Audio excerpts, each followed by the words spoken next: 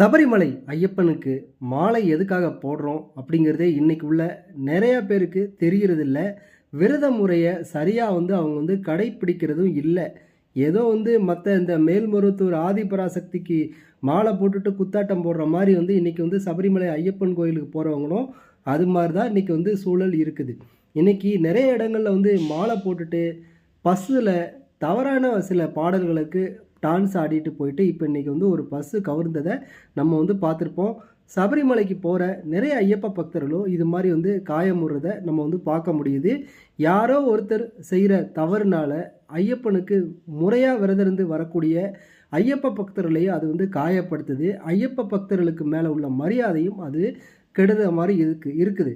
அதனால் தூய்மையாக உண்மையாக ஐயனை வழிபட விருப்பம் இருக்கிறவங்க மட்டும் மாலை அணிந்து குத்தாட்டம் போடாமல் சபரி ஐயனை